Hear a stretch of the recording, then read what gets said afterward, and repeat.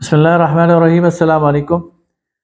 6 فروری کو chief justice of Pakistan فائز عیسیٰ صاحب نے ایک متنازعہ فیصلہ دیا اور اس نے ملک کے طول و عرض میں ایک بے چینی کی لہر دوڑا دی ہے۔ بڑے دکھ کے ساتھ کہنا پڑتا ہے کہ فاضل چیف جسٹس اور ان کے ساتھ ایک اور فاضل جج نے ایک ایسا فیصلہ دیا جس کے لیے بہت زیادہ دقت نظر کی ضرورت تھی، باریک بینی کی ضرورت تھی، لیکن سطحی طور پر انہوں نے کچھ حقائق کو دیکھ کر اور تکنیکی بنیادوں پر یہ فیصلہ جاری کیا، اور یوں لگتا ہے کہ عجلت میں یہ فیصلہ جاری کیا گیا، اور شاید اس کے ساتھ کچھ اور بھی محرکات ہوں، لیکن ظاہر ہے کہ نیتوں کا حال تو اللہ رب العالمین جانتا ہے۔ مبارک ثانی نامی ایک شخص جو چنیوٹ چناب نگر کا رہنے والا ہے، اس نے ایک ممنوعہ تفسیر وہ شائع کی اور تقسیم کی، اور اس پر اس کے خلاف 3 دفعات کے تحت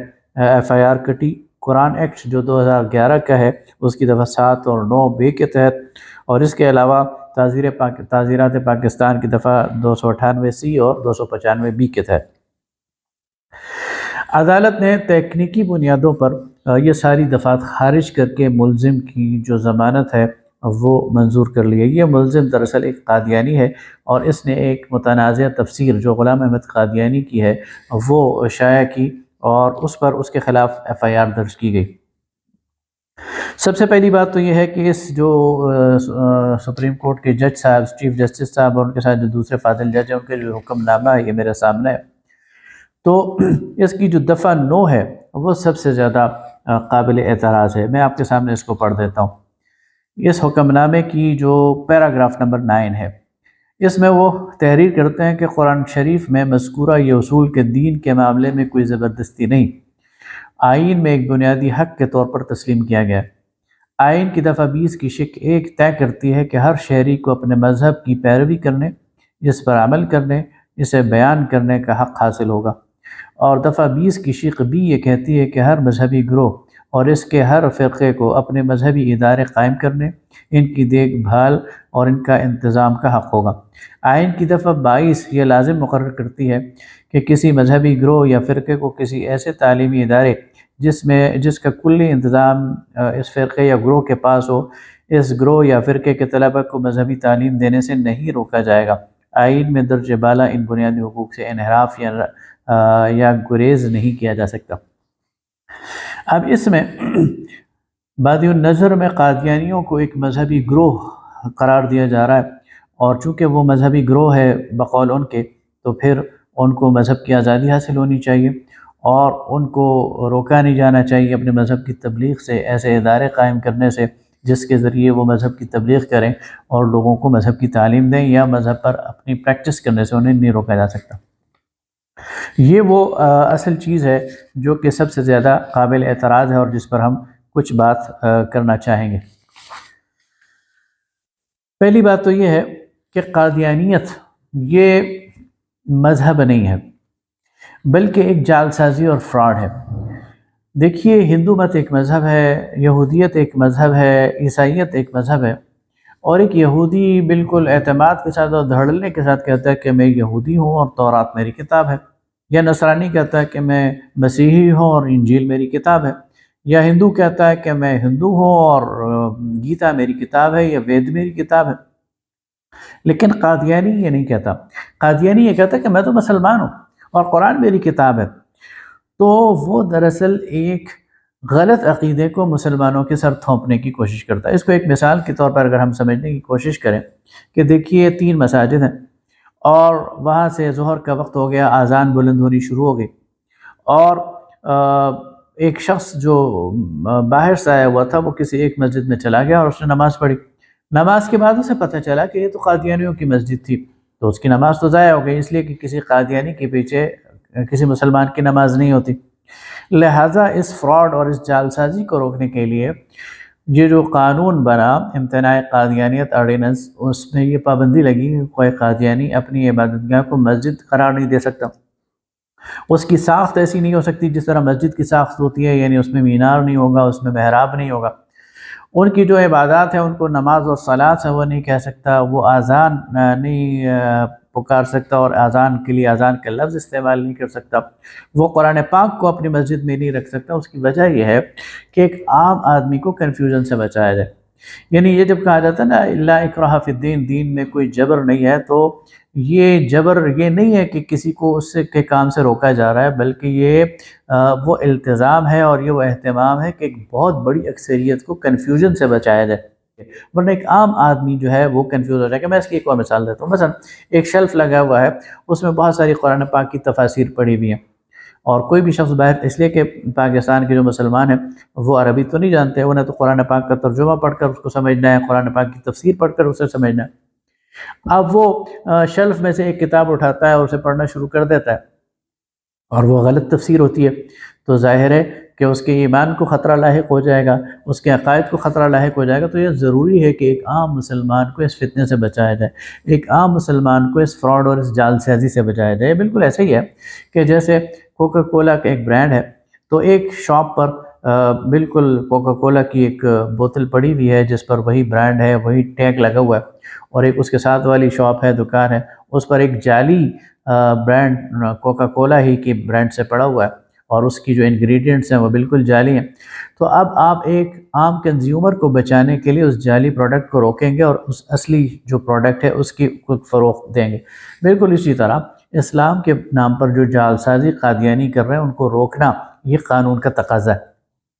یہی وجہ ہے کہ آئین میں تو ترمیم 1974 میں ہو گئی تھی، اور آئینی ترمیم سے قادیانیوں کو اتنی تکلیف نہیں ہوئی تھی، لیکن امتناع قادیانیت آرڈیننس جو 1983 میں بنا، اس سے انہیں زیادہ تکلیف ہے، اس لیے کہ اس نے ان کا اصل میں ناطقہ بند کیا تھا۔ اس کے نتیجے میں وہ ایکسپوز ہوئے تھے، اس کے نتیجے میں ان پر پابندی لگی تھی کہ وہ مسجد نہیں بنا سکتے، وہ مینار قائم نہیں کر سکتے، وہ محراب نہیں بنا سکتے، وہ نماز کے لیے اذان نہیں دے سکتے، وہ اپنی نماز کو صلاۃ سے نہیں کہہ سکتے، وہ کلمہ لکھ کر نہیں لگا سکتے، تاکہ عام مسلمانوں کو کنفیوز نہ کیا جائے۔ لہٰذا آئین میں جو اس کے آرٹیکل 20 میں اور 22 میں بنیادی انسانی حقوق ہیں اور جو آزادیاں حاصل ہیں، وہ یقیناً باقی مذاہب کو حاصل ہیں، وہ عیسائیت کو حاصل ہیں، وہ یہودیت کو حاصل ہیں، لیکن قادیانیت کو حاصل نہیں ہے، اس لیے کہ قادیانیت ایک لحاظ سے الگ مذہب نہیں ہے، بلکہ یہ ایک جعل سازی ہے، فراڈ ہے۔ اگر یہ اتنے شوقین ہے تو پھر اپنے مذہب کا ایک نام رکھیں،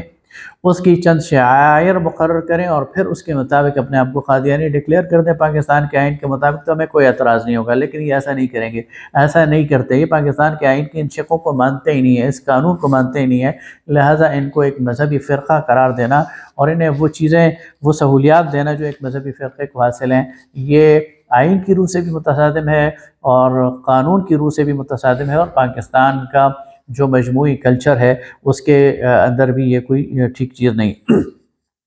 اگلی بات جو اس فیصلے میں کی گئی وہ یہ ہے کہ اس میں جو 298C اور 295B ہے اس کا اطلاق نہیں کیا گیا اس مقدمے میں۔ 298C اور 295B ان دونوں دفعات کا تعلق قرآن پاک کی توہین سے ہے، اور توہین کو ظاہری معنوں میں لیا گیا، یعنی ایک شخص قرآن پاک کے ساتھ کوئی بے حرمتی کرتا ہے، خدا نخواستہ قرآن پاک کو کوڑے کے ڈھیر پہ رکھ دیتا ہے یا قرآن پاک کے اوراق کو جلا دیتا ہے، تو یہ سمجھتے ہیں کہ شاید یہ قرآن پاک کی توہین ہے، اور چونکہ اس شخص نے قرآن پاک کے ساتھ ایسا کوئی کام نہیں کیا اس لیے توہین کا مرتکب نہیں ہوا، حالانکہ اس نے قرآن کی تحریف کی ہے، قرآن کی غلط تفسیر کی ہے۔ تو یہ اس سے بڑھ کر وہ جو ظاہری توہین ہے قرآن پاک کی اوراق کے ساتھ بے حرمتی، اس سے بڑھ کر قرآن پاک کی توہین یہ ہے کہ قرآن پاک کی تحریف کی جائے۔ یہ یہود جو تھے، یہ اللہ تعالیٰ کے مبغوث سے، اور اللہ تعالیٰ نے ان پر بہت زیادہ غصہ کیا ہے اور ان پر لعنت کی ہے، تو اس وجہ سے نہیں کہ یہ تورات کی ظاہری توہین کرتے تھے، یہ تو تورات کو بڑا پروٹوکول دیتے تھے، تورات کو انہوں نے جو ہے وہ لحافوں میں اور بڑے کورز میں رکھا ہوتا تھا اور اس کو چومتے چاٹتے تھے، لیکن انہوں نے تورات کے اندر تحریف کی ہوئی تھی، اس کے اندر منمانی تعویلات گھڑ لی تھی۔ اللہ تعالیٰ نے ان کو اس پر ڈانٹا بھی، ان پر غصہ بھی ہوا، ان پر لعنت بھی کی۔ لہٰذا اصل قرآن پاک کی توہین تو یہ ہے کہ اس کی تحریف کی جائے، اس کو وہ معنی پہنائے جائیں اس کی آیات کو جو اس کے نہیں ہیں، اور یہ جو قادیانی ہیں یہ اس کے مرتکب ہو رہے ہیں۔ لہٰذا جو 298C ہے یا 295B ہے، اس کا اطلاق ظاہری توہین کے ساتھ ساتھ تحریف پر بھی ہوتا ہے، لیکن یہ وہ چیز ہے جسے عدالت نے جس سے صرف نظر کیا اور جس کو سامنے نہیں رکھا۔ لہٰذا ہم یہ گزارش کریں گے اور چیف جسٹس آف پاکستان سے گزارش کریں گے کہ وہ اپنے آپ کو متنازع نہ بنائیں، وہ خواہ مخواہ کی سستی شہرت حاصل کرنے یا کچھ کوارٹرز کے اندر اپنے آپ کو قابل قبول بنانے کے لیے ایسی حرکتیں نہ کریں، اور اپنے اس فیصلے کو واپس کریں، اس میں ترمیم کریں، اور اس میں بالکل وضاحت کے ساتھ یہ باتیں جن کی طرف ہم نے اشارہ کیا ہے ان کو ایڈریس کریں۔ ایک اور بات یہ ہے کہ اس پر سپریم کورٹ کا 1993 کا جو ظہیر الدین کیس ہے، اس میں 5 ججوں نے بالکل کھل کر ایک آرڈر پاس کیا ہوا ہے۔ وہی اصل میں نظیر ہے، وہی اصل میں مثال ہے، وہی اصل میں قانون کی تشریح ہے، اور اسی کے مطابق پاکستان کے اندر قادیانیوں کو ٹریٹ کرنا چاہیے۔ ہم اس پر عوام کو یہ کہتے ہیں کہ اویئرنیس قائم کرنی چاہیے، خاص طور پر میں اساتذہ سے کہتا ہوں کہ نئی نسل کے اندر جو ختم نبوت کا عقیدہ ہے، اس کو پروان چڑھانے کے لیے اور اس کو نئی نسل تک پہنچانے کے لیے اپنا کردار ادا کریں۔ علماء سے گزارش کرتا ہوں کہ اس پر جمعہ کے خطبات میں بات کریں، اور اس پر اگر احتجاج کی ضرورت پڑے تو احتجاج بھی کرنا چاہیے۔ اور اس پر میں وکلاء سے بات کرتا ہوں، اور خاص طور پر میں نام لے کر جسٹس شوکت عزیز صدیقی صاحب سے گزارش کرتا ہوں کہ وہ اس پر ریویو پٹیشن میں جائیں۔ اگر ہماری خدمات حاصل درکار ہیں تو ہم حاضر ہیں اس کے لیے، اور اس کی عدالتی لڑائی بھی لڑنی چاہیے، اور